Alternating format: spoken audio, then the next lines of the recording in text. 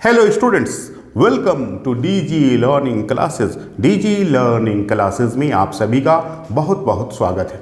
Today we are going to take up a chapter of grade 7 social study and the name of chapter is the Mughal empire. आज हम कक्षा 7वीं की जिस अध्याय की चर्चा और व्याख्या करने वाले हैं उस अध्याय और चैप्टर का नाम है मुगल साम्राज्य। आइए हम देखते हैं इस चैप्टर के अधीन हमें क्या क्या पढ़ने हैं, यानी कि हम जानते हैं इसके कंटेंट्स के बारे में। तो इसमें कंटेंट्स हैं, सबसे पहले मुग़ल एम्पायर का या उनके एम्पेयरर्स की संक्षिप्त परिचय यानी कि इंट्रोडक्शन। उसके बाद पढ़ेंगे पहला मुग़ल शासक के बारे में, फर्स्ट मुग़ल एम्पेयर बाबर। उसके बाद हुमायूं, अकबर, जहांगीर, शाहजहां, औरंगज़ेब। ये दौर, ये 6 शासक हैं जिनके बारे में हम ग्रेड 7 में पढ़ना है। इन 6 शासकों के दौर को हम क्लासिक पीरियड या क्लासिक मुग़ल दौर कहते हैं। ऐसे लगभग 19 मुग़ल बादशाह गुजरे हैं, बाबर से लेकर के बहादुर शाह जफ़र तक, और इनका दौरे हुकूमत और शासनकाल रहा है 1526 ईस्वी से लेकर 1858 ईस्वी, यानी कि भारत का पहला स्वतंत्रता संग्राम और 1857 का जो गदर हुआ था उस वक्त मुग़लिया पीरियड का बिल्कुल या फिर पूरी तरीक़ा से समापन हो गया था।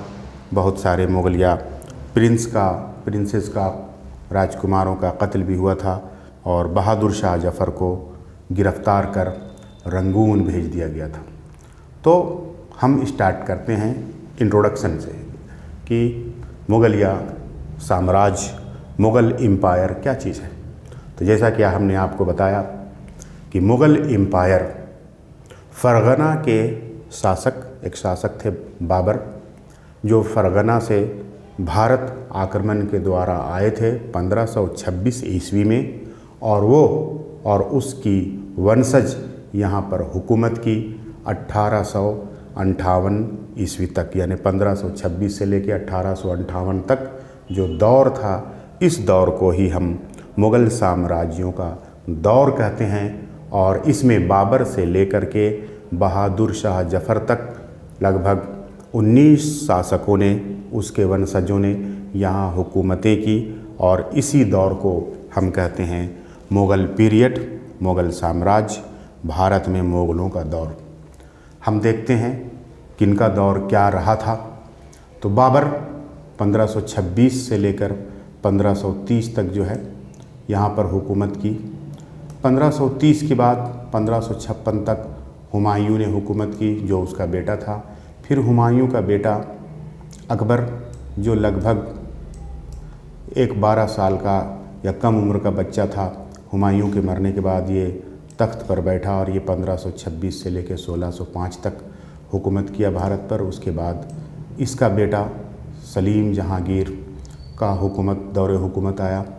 जहांगीर के बाद उनका पुत्र या उनका उत्तराधिकारी शाहजहां बना, और ये 1628 ईस्वी से 1658 ईस्वी तक हिंदुस्तान में हुकूमत की।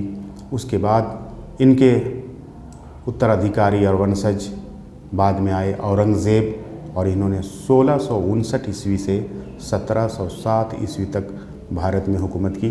तो ये है आपके क्लासिक दौर। इन 6 के बारे में आपको पढ़ना है।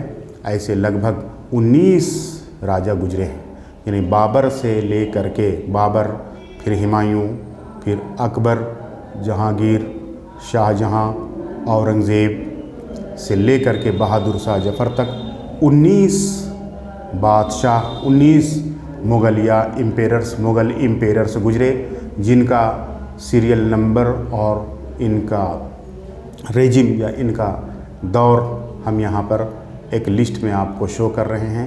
नंबर 1 बाबर 1526 से 1530 ईस्वी तक। नंबर 2 हुमायूं 1530 के बाद 1540 तक। हुमायूं ने 2 बार शासन किया, चूँकि एक बार शेर शाह सूरी से ये हार गए थे और ये हुकूमत छोड़कर कहीं और चले गए थे और ये आपदस्थ हो गए थे, उसके 40 के बाद यानी कि 15 साल के बाद फिर 1555 से 56 1 साल हुकूमत की और फिर इनका देहांत हो गया। इसके बाद उसका एक कम उम्र का बेटा जो हिंदुस्तान का एक बड़ा बादशाह गुजरा जिसका नाम था जलालुद्दीन मोहम्मद अकबर, वो 1556 से लेकर 1605 ईस्वी तक हुकूमत की। चौथा नंबर में अकबर का बेटा जहांगीर, फिर 5वां नंबर में शाहजहां प्रथम, जिसे हम शाहजहां के नाम से जानते हैं, जिन्होंने ताजमहल वगैरह का निर्माण कराया। उसके बाद नंबर है औरंगज़ेब की, जो उसका वंशज और पुत्र था।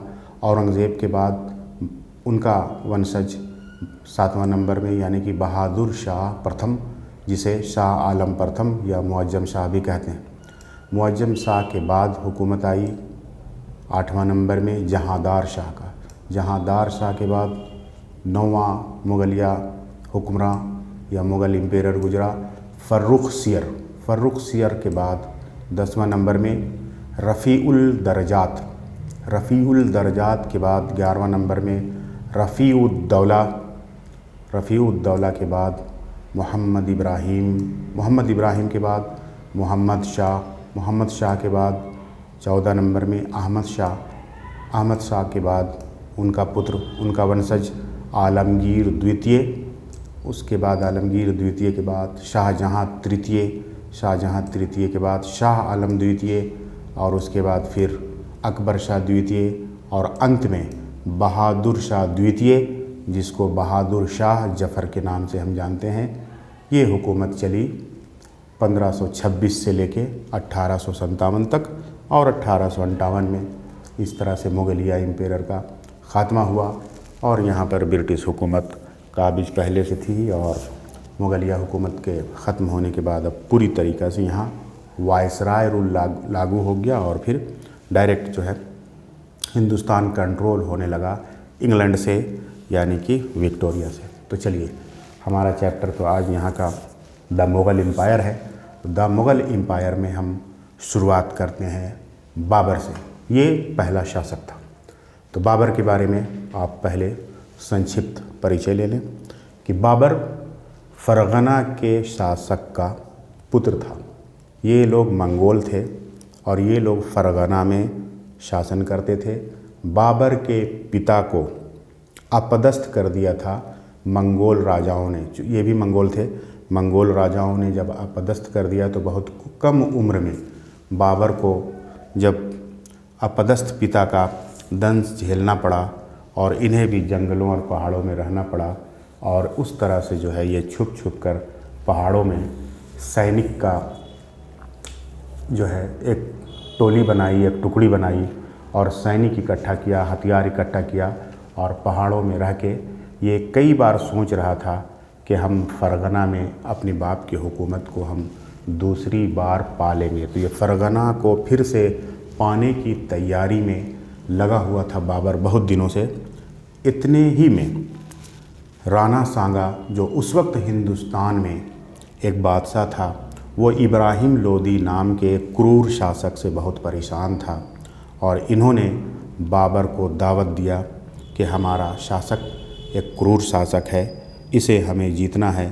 तो राणा सांगा के इनविटेशन पर और हमले की तैयारी, जो ये हमले की तैयारी अपने खुद हुकूमत में वापस आने के लिए फ़रगना के लिए कर रहे थे, इसकी वजह से, और दूसरा कि हिंदुस्तान में जो है इस जंग से उसे दौलत प्राप्त होगी, इन तीनों वजूहात से, इन तीनों कारणों से बाबर को हिंदुस्तान में आने पर जो है आकर्षण मिला और बाबर आकर्षित होकर पहली बार एक बड़ी लाव लश्कर और बहुत ही सैन्य शिक्षा प्राप्त और निपुण फौजियों के साथ ये भारत कूच किया और ये इब्राहिम लोदी पर राणा सांगा के कहने पर हमला किया और इब्राहिम लोदी को अपदस्थ कर और उसे डिफीट देकर राणा सांगा को हुकूमत दे दी और उसके बाद ये वापस चले गए। कुछ दिनों तक उसकी फ़ौज यहीं रही, लेकिन बाद में फिर इसे हुकूमत का इनविटेशन मिला कि फिर ये जो है आगे और भी विजय जो है गाथा या फिर जो है विजय का हमको ये करना है।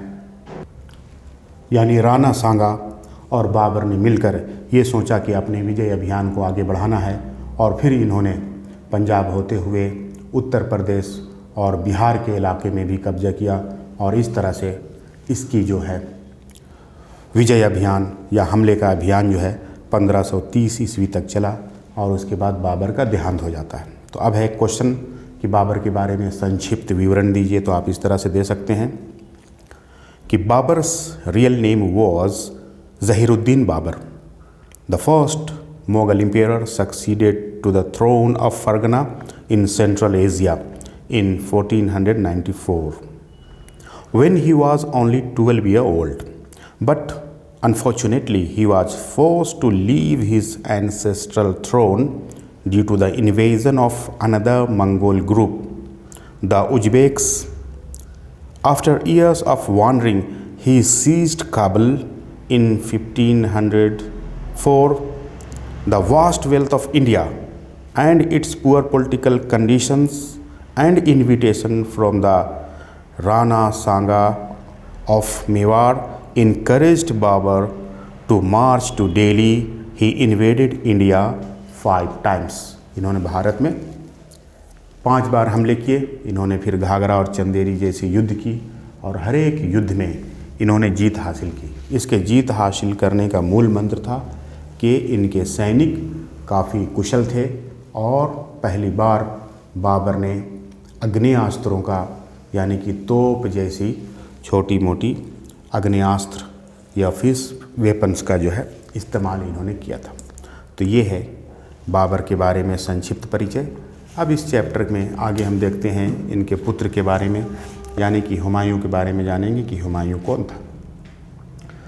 तो जैसा कि हम लोग पहले से ये जानते हैं कि हुमायूं बाबर का पुत्र था। बाबर के और भी पुत्र थे जिनका नाम कामरान, हिंडाल, अस्करी एटसेट्रा था, लेकिन ये बड़े पुत्र थे।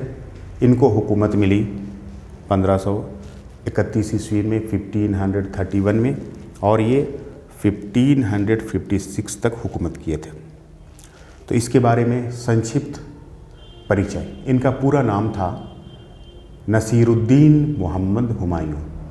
ये एक सेकंड मुग़ल एम्पेरर था and Babur was succeeded by his eldest son Humayun.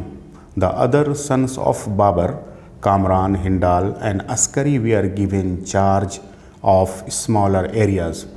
Humayun succeeded in conquering the province of Gujarat and Malwa, but he was defeated by Sher Shah Suri at Chausa in 1539 and Kannauj in 1540. After these defeats, the Mughal Empire in India temporarily ended.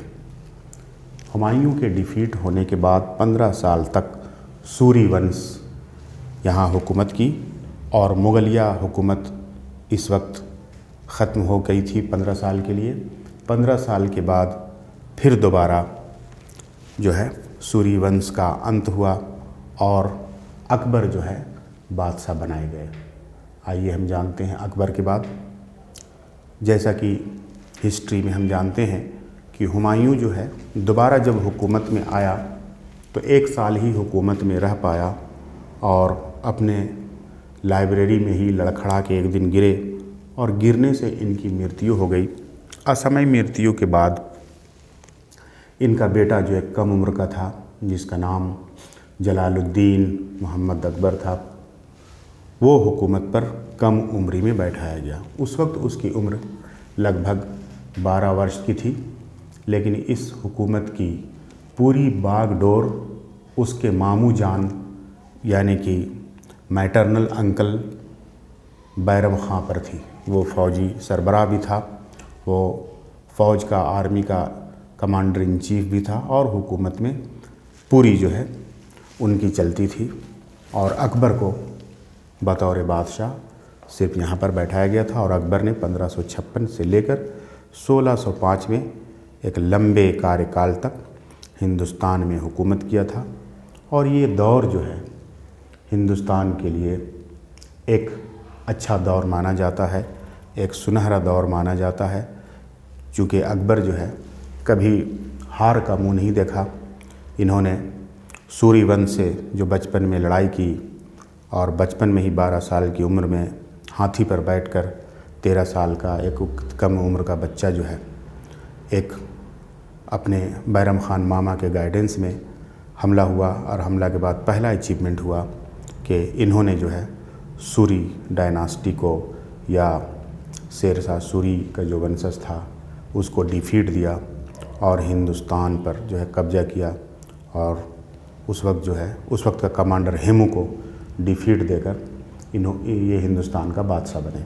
उसके बाद बहुत सारी जंगें लड़ी और इन्होंने कभी भी जंग में हार नहीं मानी और इस तरह से उन्होंने जितने भी जंग किए, चाहे वो मालवा का जंग हो, बुंदेलखंड का जंग हो, गोंडवाना का जंग हो, रणथंभौर का, बीकानेर, जैसलमेर, गुजरात एटसेट्रा, दक्कन, सारे क्षेत्र को जब भी ये जंग किए जीतते गए। इसीलिए इसका हिस्ट्री में नाम अकबर द ग्रेट के नाम से आता है और इसे ग्रेट कहा जाता है कि इन्होंने कभी हार की मुँह नहीं देखी और हिंदुस्तान का एक बड़ा इलाका इसके दौर में नक्शे पर आया और हिंदुस्तान के नक्शे में मुगलिया पीरियड के लिए सबसे बड़ा हुकूमत या सबसे बड़ा अचीवमेंट इसकी आती है, अकबर की आती है। यह है अकबर का ब्रीफ हिस्ट्री। इसको और भी आप डिटेलिंग पढ़ेंगे और ये जो है इंडियन सब कॉन्टिनेंट का एक बहुत बड़ा हुक्मरां गुजरे और इसकी एक सबसे बड़ी ख़ासियत थी कि ये एक ऐसे बादशाह गुजरे हैं जो कल्चरल हारमोनी के एक बड़े समर्थक थे और हर एक जाति, धर्म और विभिन्न समुदाय के लोगों को अपने महल में जगह दी और विभिन्न तरह के जो धार्मिक अनुष्ठान हैं सब अपने महल में करवाते थे। तो ये जो है इस नाम से भी जाने जाते हैं। इनका हुकूमत 1605 में एंड हुआ। उसके बाद इसका इकलौता बेटा सलीम जहांगीर, जिसका पूरा नाम था नूरुद्दीन मोहम्मद सलीम, ये जहांगीर के नाम से जाना जाता है मुगलिया डायनास्टी में। ये चौथा मुग़ल एम्पायर था जो अपने पिता के बाद 1605 ईस्वी में हुकूमत पर बैठे तख्त पर और उसके बाद 1627 ईस्वी तक इन्होंने हुकूमत की और इसके हुकूमत में जहांगीर का दौर को स्वर्ण युग भी कहा जाता है। बहुत सारे जो हैं art, architecture, Indian culture, Indian के आर्टिस्ट, आर्टिज़न, वास्तुकला, आर्किटेक्चर सभी फलते फूलते रहे और इनके दौर में बहुत सारी चीज़ों का निर्माण हुआ। चाहे वो हिंदुस्तान का जो है जिन चीज़ों का निर्माण हुआ था इनके दौर में, ये दौर जो है गोल्डन युग कहलाता है। और जहांगीर जो है एक बहुत बड़े समर्थक थे आर्ट के, आर्टिज़न के, मौसीकी के। उसके बाद फॉरेन इन्फ्लुएंसेस भी हैं कि दूसरे मुल्कों से भी लोगों का आना जाना और तिजारत इन्होंने ही शुरू किया था। जैसा कि हिस्ट्री में आता है कि इनके ज़माने में ही जो है सूरत और थॉमस रो वगैरह जैसे लोग हिंदुस्तान आए और ब्रिटिशर्स भी यहाँ पर हिंदुस्तान में आए जो बाद में हुक्मरां बने। ये बात लोग जानता नहीं था कि ये हुक्मरां या अंग्रेज़ इतनी चालाकी करेंगे, लेकिन शाहजहाँ ने एक अच्छी पहल की थी। यहाँ पर बिजनेस के लिए या फिर अंतर्राष्ट्रीय व्यापार के लिए भी इन्होंने बढ़ावा दिया था और ये एक बहुत ही पॉलिटिकली स्टेबलिश्ड आदमी थे जिन्होंने कई जो है जंगें की और फिर जो है जंगों में इन्होंने जो है बहुत सारे समझौते किए, जिसमें इकोनॉमिक समझौता और एग्रीकल्चरल समझौता है एटसेट्रा। इसके बाद अब हम पढ़ेंगे जहांगीर के बाद शाहजहाँ के बारे में, जो उसका एक उत्तराधिकारी था। इसका पूरा नाम था शहाबुद्दीन मोहम्मद शाहजहाँ और टाइटल शाहजहाँ, जो 1627 के बाद यानी कि अपने पिता जहांगीर के मृत्यु के बाद 1628 ईस्वी में हुकूमत पर बैठे और 1658 ईस्वी तक रहे। ये भी अपने बाप के तर्ज पर जो है हिंदुस्तान में जो है डेवलपमेंट का काम किए। हिंदुस्तान में आज बहुत सारे डेवलपमेंट जो देखते हैं वो इसी ज़माने की है और इसी ज़माने के डेवलपमेंट को स्वर्ण युग माना जाता है। यानी कि जो शाहजहाँ का ज़माना था वो आर्किटेक्चर के मामले में और भी बहुत सारे वास्तुकला एटसेट्रा में ये स्वर्ण युग माना जाता है। तो शाहजहाँ जो थे, इनको कहा भी जाता है कि Shahjahan was a master of builder, इसका नाम था। और ताजमहल यानी कि when Mumtaz Mahal died in 1631, Shahjahan built the Taj Mahal to house the tomb of his beloved wife, यानी कि उनके मकबरे के लिए जो ताजमहल बनाई थी, आज ये दुनिया का अजूबा में शामिल होता है। The Taj Mahal remains one of the wonders of the world this day. A more detail study of the architecture of शाहजहाँ's time will be taken up later, बाद में इसको आप समझेंगे। उसके बाद फ्रेंच ट्रेवलर्स बर्नी और इटालियन ट्रेवल्स निकोलस एटसेट्रा भी इसी दौर में आए थे और इसी दौर में जो है हिस्ट्री का निर्माण हुआ। तो ये दौर जो है स्वर्ण युग कहलाता है हिंदुस्तान के लिए। जिस ज़माने में सोने की चिड़िया कहा जाता था, वो दौर इन्हीं 6 बादशाहों का दौर था।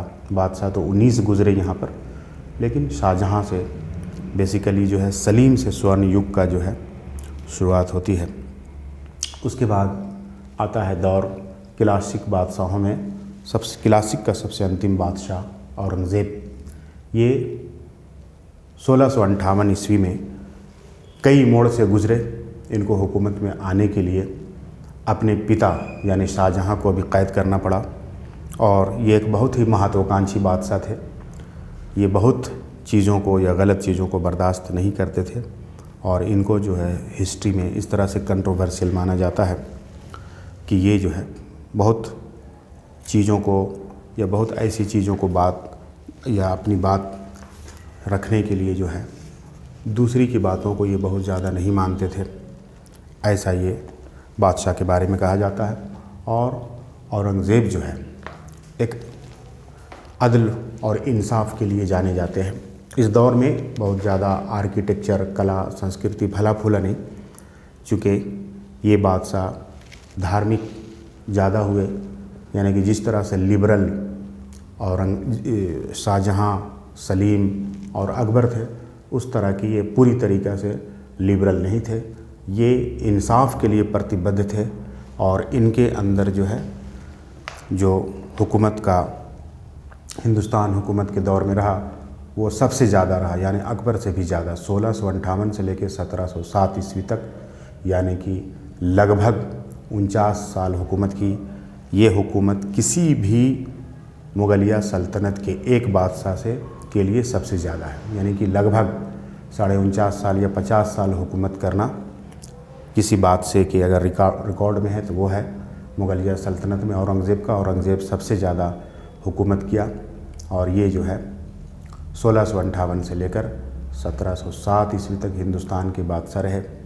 और ये जो है दक्कन के राज्यों को मिलाने के लिए जाने जाते हैं। और जो दक्कन में राज्य हैं, जिसे हम लोग बीजापुर और गोलकुंडा कहते हैं, इसको जो है ये अपने राज्य में मिलाने के लिए ख़ासा तौर पर जो है ये जाने जाते हैं। ये एक महत्वाकांक्षी बादशाह थे औरंगज़ेब।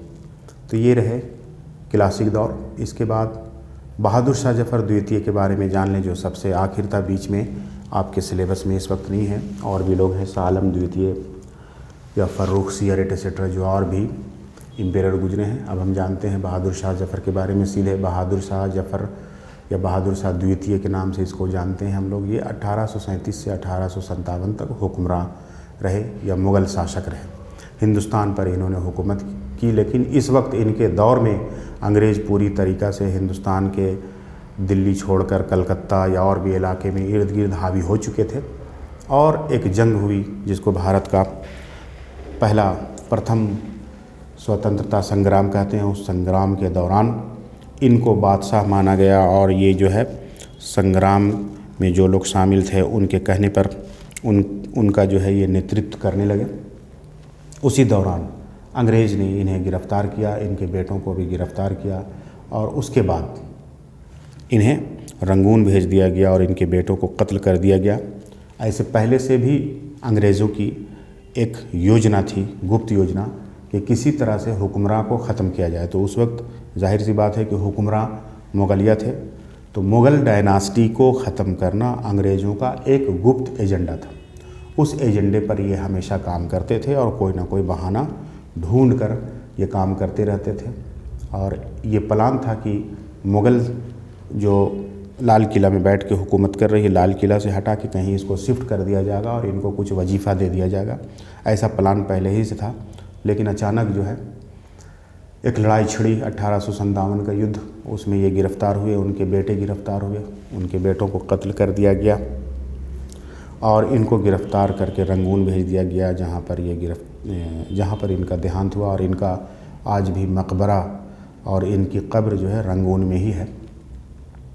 तो ये बादशाह जाने जाते हैं एक सॉफ्ट नेचर के लिए। ये बेचारे उर्दू शायर भी फेमस हैं और लिटरेचर के लिए भी इन्हें जाना जाता है। लिटरेचर लॉरेट लोग जितने भी हैं उस ज़माने में, जितने भी शायर और अदीब थे, उनकी ये बड़ी इज़्ज़त करते थे। गालिब, मिर्ज़ा गालिब आपने नाम सुना होगा, एक फ़ेमस शायर थे। ये इन्हीं के दौर के शायरों में से एक थे। मिर्ज़ा गालिब, मोमिन एटसेट्रा बड़े बड़े शायर इस दौर में गुजरे हैं, जिनका आप पढ़ेंगे बाद में लिटरेचर में। लेकिन ये अदीबों का, लिटरेचर साहित्यकारों का बहुत ही इज़्ज़त करते थे और ख़ुद भी एक साहित्यकार थे, ख़ुद भी एक उर्दू के पोइट थे, जो आप मतलब कि बाद में इनके शेर व शायरी को पढ़ेंगे। इनका आखिरी भी शेर जो ये लिखे थे रंगून में, इनके कब्र में लिखी हुई है, जो बड़ा फेमस है शेर। इन्होंने शेर कहा था कि उम्रे दराज मांग कर लाए थे 4 दिन, 2 आरज़ू में कट गए 2 इंतज़ार में। यानी कि एक शेर है जो बहुत फेमस हुई, ये आखिरी शेर था और इसी शेर को इसके वहाँ मकबरे के गेट में लिख दिया गया है। कभी आप रंगून जाएंगे तो वहाँ आपको ऐसा देखने को मिलेगा। बहादुर शाह जफ़र से पूरी तरीक़ा से मुग़लिया सल्तनत का ख़ात्मा हुआ और ये रहा संक्षिप्त परिचय मुग़लिया दौर का। हम लोग चित्र में समझे कि ये कहाँ से कहाँ हुकूमत करती थी। तो ये जान लीजिए कि ये जो आप ऊपर नीला रंग का हिंदुस्तान का इलाका देख रहे हैं, यहाँ से लेकर यहाँ तक, ये पूरा मुग़लिया डायनास्टी था। ये एक्सपैंड हुआ था 1556 से लेकर के 1707 तक, यानी औरंगज़ेब तक जो है एक्सपेंशन ही हुआ। औरंगज़ेब तक जो है क्लासिक दौर इसलिए माना जाता है कि औरंगज़ेब तक ही जो है गोलकुंडा, बीजापुर वगैरह का जो संघर्ष हुआ वो एक्सपेंशन में ही आता है। इसको एक और चित्र से जानते हैं कि ये जो नीला रंग का देखते हैं, यहाँ तक हुकूमत पहुँच चुकी थी। ये मुग़ल एम्पायर था, यानी साउथ में औरंगज़ेब के बाद यहाँ से लेकर के इधर देखिए अफ़गान का इलाका, पाकिस्तान का इलाका एटसेट्रा, इतनी बड़ी हुकूमत थी। ये एक बड़ा हुकूमत था उस दौर में। आइए अब जानते हैं कि उस दौर में रिलीजन कैसा था, आर्ट कैसा था, कल्चर कैसा था एटसेट्रा। इसके बारे में हम थोड़ा सा जानकारी लेते हैं। तो मुग़लिया दौर में ऑलमोस्ट रिलीजन जो थे वो बिल्कुल लिबरल मोड में थे, रिलीजियस। यानी कि अकबर के रेन में या अकबर के दौरे हुकूमत में हर एक रिलीजन को एक जगह मिली। उसी तर्ज पर उनका बेटा काम किया, जहांगीर, उसी तर्ज पर। तो सारे लोग जो है एक जगह, हिंदू, मुस्लिम, सिख, ईसाई, सारे लोग मिलकर रहते थे और कोई भी जो है रिलीजियस या रिलीजन नाम से वार नहीं होता था। और हिंदुओं को जो है, यानी कि Akbar was quite possibly the empire with the most tolerance for Hindus, यानी कि दूसरे धर्मों के प्रति जो है सहिष्णुता का बर्ताव को जो है महत्व दिया जाता था और इस तरह के एडवाइज़र भी रखे जाते थे। तो इस तरह की जो है झगड़े झंझट हिंदुस्तान में नहीं हुआ करते थे। दूसरा कि इस ज़माने में कल्चर कैसा था, तो रूलर जो थे वो मुस्लिम कल्चर थे पूरे इंडिया में। लेकिन पूरे इंडिया में जितने भी अदर कल्चर के आर्टिस्ट थे, स्कॉलर्स थे या और भी थे, उन लोगों को जो है इनवाइट किया जाता था इंडिया में। इंडिया में लोग आते थे, अपनी कला को, अपनी कल्चर को, अपने चीज़ों को दिखलाते थे और बहुत सारी काम, कारीगरी का काम, लैंग्वेज का काम फलता फूलता था और हाथ के काम को बहुत अहमियत थी। कलाकृति जो हाथ से की जाती थी, हाथ से बनाई हुई चीज़ों को बहुत अहमियत था, चाहे तांबे का बर्तन हो या मिट्टी का, उस टाइम में बहुत फलता फूलता था। इन सब सारे चीज़ों को फिर अंग्रेज़ों ने आके बाद में कुचला औद्योगिकरण के नाम से और हिंदुस्तान का जो है इस तरह से जो फल फूल रहा था हमारे यहाँ संस्कृति कल्चर, वो बर्बाद हुआ। उसके बाद इकोनॉमी जानिए। इस वक्त जो है the Mughals use the mansabdar system to generate land revenue. तो यहाँ का एक इकोनॉमी जो था वो छोटे मोटे बिजनेस के अलावा जो था वो लैंड रेवेन्यू मेन था। और यहाँ पर मनसबदारी सिस्टम था, यानी कि एक मनसबदार चुन दिया जाता था और वो मनसबदार जो है इलाके का मालिक होता था और वहाँ पर खेती बाड़ी किसानों का देख रेख ये सारी चीज़ करता था, जिसे हम कहते हैं मनसबदार।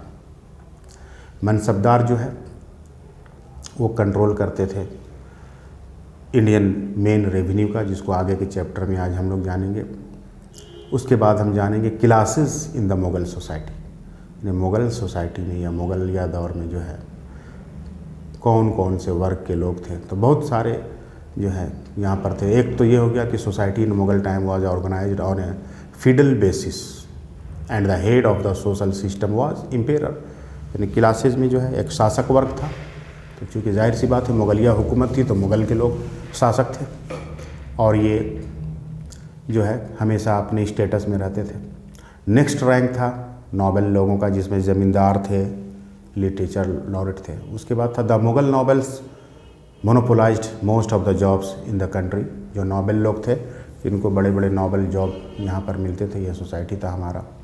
उसके बाद है क्लैन और family links were the most important consideration for recruitment and admission to the aristocratic class of the society. Zamindars or the chieftains also constituted the nobility.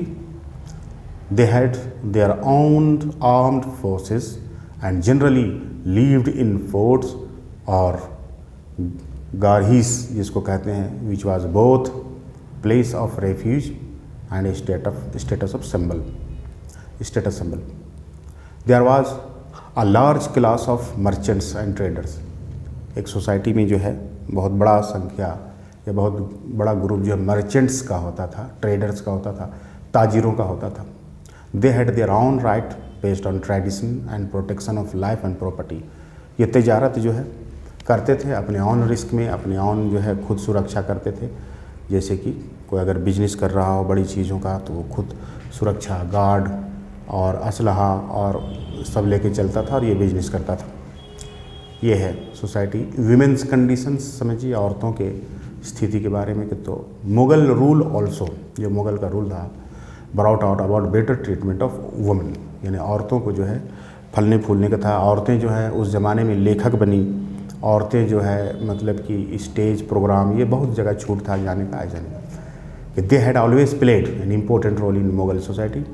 Main in the government often relied on their wives for political advice and many rich or aristocratic women learn to read and write. तो हुकूमत में जो है मुशीरकार में या मशवरा के तौर पर जो है हमेशा बड़े बड़े पॉलिटिकल पोजीशन में औरतों को रखा जाता था। Those women sometimes worked and received salaries and were also allowed to own land. वो अपना ज़मीन ख़रीदने के लिए आज़ाद थी। औरतों को जो है ज़मीन का मालिक बनने का हक़ था, ख़रीद सकती थी। पहले हिंदुस्तान में सिर्फ मर्द की मिल्कियत होती थी, औरतों को जो है ज़मीन का मिल्कियत, मालिकाना हक़, ख़रीद व फ़रोख्त की ज़िम्मेदारी ये थी। ये मुग़लिया दौर का जो है एक ख़ास इनाम था औरतों के लिए। Some women even fought in wars, लड़ाइयों में भी ये जाती थी और साइड में ये रहती थी बहुत सारे काम के लिए। Women of course they are not treated equally, लेकिन बराबरी का हक़ बहुत नहीं था। लेकिन इतना कहा जा सकता है कि Mughal brought the Indian society closer to the equality of men and women than they had ever been before. यानी इतना पूरी तरीक़ा से इक्वल नहीं था। आज भी सो कॉल्ड इक्वल है, सिर्फ कागज़ों में नाम है कि मर्द औरत को बराबरी का हक़ है, लेकिन कहीं दुनिया में वो सब है नहीं। जो हुकूमतें वेस्टर्न कंट्रीज़ ये दावा करती हैं कि औरतों का बराबरी का हक़ है, वैसा है नहीं। उस ज़माने में हिंदुस्तान में औरतों के हक़ और हुकूक़ के लिए मुग़लों ने जो बात किया था वो बराबर तो नहीं था, लेकिन लगभग बराबरी में लाकर खड़ा कर दिया। आप समझ सकते हैं कि एक औरत पहले किसी का शौहर नहीं हो तो वो उसका मालिक वो नहीं होती थी, वो अपना ज़मीन भी नहीं बेच सकती थी, उसे भगा दिया जाता था। लेकिन ज़मीन का उन्हें मालिक बनाया गया और ज़मीन में उनका स्वतः हक़ दिया गया और ज़मीन ख़रीद व फ़रोख्त की अधिकार औरतों को भी दिया गया। ये बहुत बड़ी बात है। ये अंग्रेज़ों के ज़माने से ही मुगलिया ज़माने से ही ये माना जाता है कि औरतों को इतना बड़ा हक पहले किसी हुकूमत में हिंदुस्तान में नहीं थी, किसी सोसाइटी में नहीं थी, चाहे वो सोसाइटी मुस्लिमों की हो या किसी मज़हब की हो। ये हक अंग्रेज़ों मुगलिया ने ही दिया था कि औरतें भी ज़मीन पर मालिकाना हक रखेंगी और ख़रीद व फ़रोख्त का भी उनका अधिकार है। लगभग बराबर हक था, पूरा बराबरी का नहीं था। अब आते हैं इस चैप्टर का एक और चीज़ समझना एडमिनिस्ट्रेशन के बारे में कि एडमिनिस्ट्रेशन कैसे चलता था, उस वक्त प्रशासन कैसे चलती थी। तो सबसे पहले जानिए आप प्रोविंशियल एडमिनिस्ट्रेशन, यानी आज जिस तरह का स्टेट्स होते हैं, एक बीच में जो है सेंटर में हमारा जो है पार्लियामेंट होता है, प्रधानमंत्री, राष्ट्रपति, उसके बाद छोटे छोटे हमारे स्टेट होते हैं, उसी स्टेट्स को फिर प्रोविंस या क्षेत्र कहा जाता है।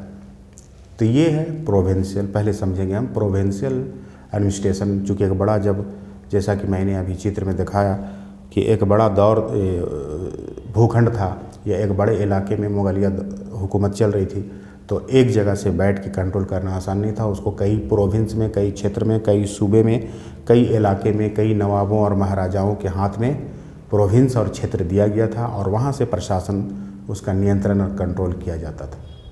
तो इसको पहले आप समझिए प्रोविंशियल एडमिनिस्ट्रेशन क्या था उस दौर में, मुगलिया दौर में। ये इम्पोर्टेंट है आपके चैप्टर के लिए। The division of functions established at the centre was duplicated in the province, यानी सेंटर में जो हुकूमत चलती थी उसी का कॉपी था प्रोविंस में हुकूमत करना, और वहाँ पर एक सूबेदार बनाया जाता था जिसे आज हम मुख्यमंत्री या गवर्नर कहते हैं। At each provincial capital subedar they are responsible directly to the emperor. Subedar जो है जो बनाया जाता था, मान लीजिए कि एक छोटा सा इलाका हो बिहार और बंगाल, तो उस बंगाल की सारी बातों को, रिपोर्ट को, वहाँ के रेवेन्यू को, वहाँ का जो भी इकोनॉमी है, सारे चीज़ का डायरेक्ट जिम्मेदार होता था वहाँ का सूबेदार, जिस पोस्ट को आज हम गवर्नर कहते हैं। जिस तरह से आज गवर्नर जो है स्टेट के लिए रिस्पॉन्सिबल होते हैं, जिम्मेदार होते हैं। तो ये है प्रोविंशियल एडमिनिस्ट्रेशन कि उस टाइम में सूबेदारी सिस्टम था। अब सूबेदार से नीचे कौन था? शेयर्ड पावर विथ ए दीवान, यानी फिनांस ऑफिशियल था। उसके बाद वहाँ पर एक दीवान तय किया जाता था जो फिनेंशियल ऑफिशियल कहलाता था, फिनांस मिनिस्टर समझिए आप। रिपोर्टेड टू द इम्पेरियल दीवान। उसके बाद एक होता था बख्शी, यानी मिलिट्री एंड इंटेलिजेंस का ऑफिशियल। बख्शी जो है रिपोर्ट करता था मीर बख्शी को, एंड ए सदर रिपोर्टेड टू द काजी, यानी कि एक जो है सदर इलाका में और छोटा इलाका में काजी होता था जो उसको रिपोर्ट करता था। तो ये था सिस्टम प्रोविंस का कि the division of functions established at the centre was duplicated in the province at each provincial. एक क्षेत्र में, एक प्रोविंस में जो कैपिटल होता था, वो या प्रधान होता था, एक सूबेदार होता था जो आज गवर्नर का पोस्ट कहलाता है, who was responsible directly to the emperor or shared power with the diwan financial official reported to the imperial diwan bakshi, यानी military and intelligence official reported to the mir bakshi and a sadr reported to the imperial qazi। ये है post, यानी कि ये सूबेदार से शुरू होता था एक, और फिर ये काजी में एंड होता था। उसके बाद आप समझिए कि मनसबदारी सिस्टम क्या थी। एवरी ऑफिशियल, जितने भी अधिकारी थे इन द मुगल एम्पायर, जितने भी थे हाई और लो, सभी हैड ए रैंक ऑफ मनसब। उसको एक मनसब का या रैंक दिया, मनसब के मान ही रैंक होता है, उनको एक मनसब दिया जाता था, उनको एक रैंक दिया जाता था। यानी मनसब का अंग्रेजी में तर्जुमा है रैंक, पोस्ट जिसको कहते हैं। मनसब नस्ब करना, पोस्ट देना। Their status, duties, pay and importance they are graded accordingly. Technically all mansabdars had to maintain a military contingent for which they were paid. All other officials were paid in cash. जितने भी official थे, मनसबदार थे, वो सारे लोग जो post दिए जाते थे, इन सारे लोगों को कैश में, उस ज़माने में जो भी सिक्का चलता था उससे पेड किए जाते थे। ये हो गया mansabdar. All mansabdar had dual rank and they were remunerated on that basis. सबको जो है दो तरह के पावर दिए जाते थे, ड्यूअल रैंक होता था, उन ड्यूअल रैंक के हिसाब से इनको रिम्यूनरेशन या फिर मुआवजा दिया जाता था। The successful regulation of the mansabs and the salary assignments can be truly termed as Mughal phenomenon. यानी ये जागीरदारी सिस्टम जिसको कहते हैं कि वो जागीरदारी सिस्टम को जो है एक मुगल फिनोमिनन या फिर जो है जागीरदारी सिस्टम हम लोग मानते हैं। ऑल मुगल ऑफिशियल्स, जितने भी मनसबदार थे यानी कि जितने भी मुगल दौर में ऑफिशियल्स थे, received a dual rank when they joined the Mughal imperial service. उनको जो है दो तरह के रैंक दिए जाते थे। दैट वाज जाट यानी कि जाट पर्सनल सैलरी एंड सावर यानी पेमेंट फॉर द मिलिट्री। यानी कि वो जो रैंक में है तो उसकी जो है एक पहलू जो होती यानी कि ड्यूअल रैंक के माने ये होगा कि जैसे मान लीजिए किसी आदमी को एक काम करने के लिए दिया गया और फिर ये भी बताया गया कि उसका जो है मिलिट्री वर्क भी लिया जाएगा, यानी कि उसका जो मिलिट्री कंटीजेंसी है उसके लिए भी उसको पे किया जाता है। तो इसीलिए दो पेमेंट होता था। वो पेमेंट जो है एक का नाम था जात और एक का नाम था सावर। For example the mansab of prince Salim, यानी कि जहांगीर का जो ऑफिशियल था, अगर उसको 5,000 रुपया जात के लिए दिया जाता था, यानी कि जो पोस्ट दिया गया उसके लिए दिया गया, और 5,000 रुपया उसके सावर के लिए दिया जाता था। इसका मीनिंग क्या हुआ? इसका मीनिंग ये हुआ कि सलीम्स का जो पर्सनल सैलरी है वो उसका मनसब 5,000 जात और 5,000 सावर के लिए he had maintain a military contingent.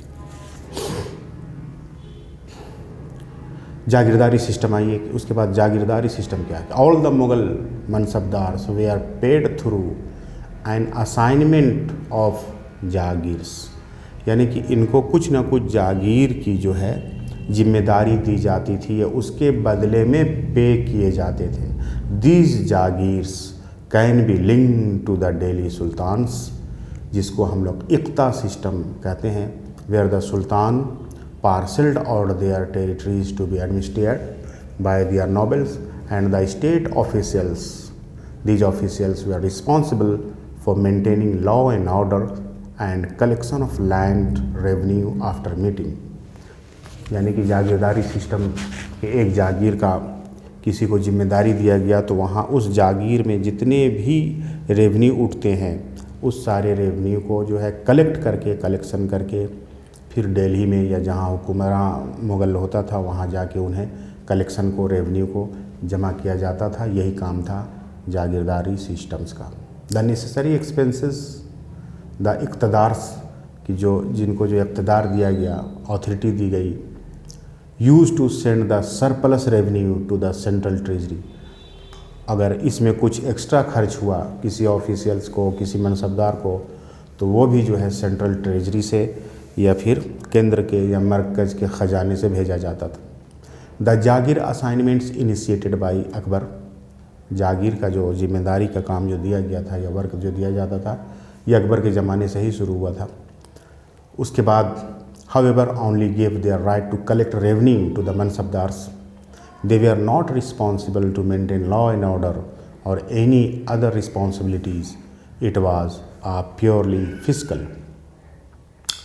arrangement, and only Rajput Mansabdars were given more extensive rights of residence within their own homeland Rajputana. They received patrimonial यानी कि मुग़ल टर्म में जिसको वतन कहते हैं, lands as a part of the jagirs assigned to them. अब आइए जागीरदारी के बाद ज़मींदारी सिस्टम्स को जानिए। The local level administration was carried on by the local elites और hereditary land owners and in Mughal parlance known as zamindars. They claimed a hereditary right to collect a share in the revenue collection. ज़मींदार system में ये होता था कि revenue collection किया जाता था, जिसे हम लोग लैंड रेवेन्यू सिस्टम भी कहते हैं। ये जिसे माल या मालगुजारी, द लैंड रेवेन्यू को हम लोग माल कहते थे, was levied on the actual crop and not on the land. तो मालगुजारी जो होती थी, लैंड रेवेन्यू, वो लिया जाता था एक्चुअल जो क्रॉप हुआ, जितनी उपज हुई उस पर, ज़मीन को नाप के नहीं लिया जाता था। In its primitive form this was known as sharecropping. This simple form of revenue collection led the system of kankut. Here instead of dividing the crops physically, the share were deduced based on previous harvests। और उस share को जो है, जो हुआ खेती, उस खेती का पहले अनुमान लगाया जाता था कि पहले कितना हुआ, अब कितना हुआ, उस पर अनुमान लगाया जाता था कि खेती पहले इतना होता था, तो एक टैक्स जो है एवरेज लगा दिया जाता था। उसके बाद उसी तुलना से किया जाता था कि इस खेत में कितनी खेती हो सकती है या नहीं हो सकती है। लैंड रेवेन्यू एडमिनिस्ट्रेशन, ये आपके सिलेबस में नहीं है।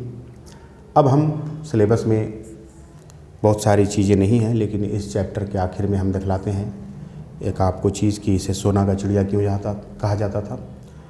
तो इस बात को आप समझ सकते हैं, जो चीज़ अभी देखने को हमें मिलती हैं मुगलिया एम्पेयरर्स के लाइब्रेरी में या फिर मॉन्यूमेंट्स के शक्ल में, इन चीज़ों को आज हम देखते हैं कि उनके जितने भी अवशेष या जितने भी चीज़ बचे हुए हैं, इनसे अंदाज़ा लगता है कि हम मुगलिया दौर में भारत को सोने का चिड़िया क्यों कहा जाता था, जिसको आकर्षित होकर यहाँ पर बड़े बड़े हुक्मरान आए और अंग्रेज़ भी आए और हिंदुस्तान को लूटा।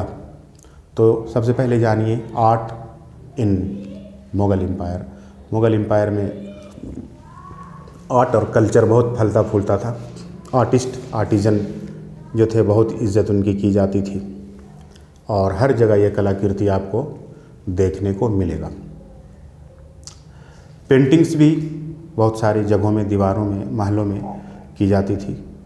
बड़े बड़े पेंटर्स दूसरे कंट्रीज़ से भी बुलाए जाते थे और यहाँ पर जो है धार्मिक स्थलों में, महलों में, बड़े बड़े इन जो मॉन्यूमेंट्स थे उसमें ये सब पेंटिंग्स बनाए जाते थे और ये प्रदर्शनी का हिस्सा होता था। लोग, भारत के लोग, दूसरे लोग इसे देखने आते थे।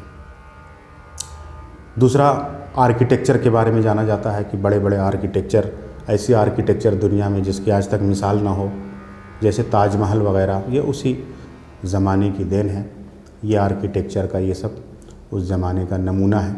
उसके बाद मुग़ल आर्ट आइए कि मुग़ल ज़माने में जो है बहुत सारे आर्ट बनाए जाते थे, जैसा कि आप यहाँ पर देख रहे हैं कि कुछ खिलौने, कुछ बर्तन भी आर्टफुल बनाए जाते थे, जिसका यहाँ एक बाज़ार भी था और इनकी बहुत वैल्यू थी, बहुत कीमत थी। राजा महाराजाओं के लिए अलग आर्ट, आभूषण, जेवरात बनाए जाते थे और मुग़लिया दौर में पेंटिंग भी फला फूला। मुग़ल ज्वेलरीज़ का भी ख़ासा जो है दौर रहा था और ज्वेलरीज यानी बड़े बड़े हीरों के आभूषण यहाँ थे। कोहिनूर जैसा हीरा का नाम सुने होंगे, जिसको अंग्रेज़ों ने आज तक हमें वापस नहीं दिया, यहाँ से जो है उसे छुपा कर चोरी कर ले गए और आज भी वो म्यूज़ियम में रखा हुआ है। तो इन्हीं सब चीज़ों से भारत को जो है सोने का चिड़िया कहा जाता था और ये एक अच्छा दौर था। ये देखिए हुमायूं, ये दूसरे बादशाह का जो किला है, हुमायूंस टॉम्ब जिसको कहते हैं, ये किस आर्किटेक्चर से या कितनी जो है मेहनत से बना होगा, इसको आप देख सकते हैं।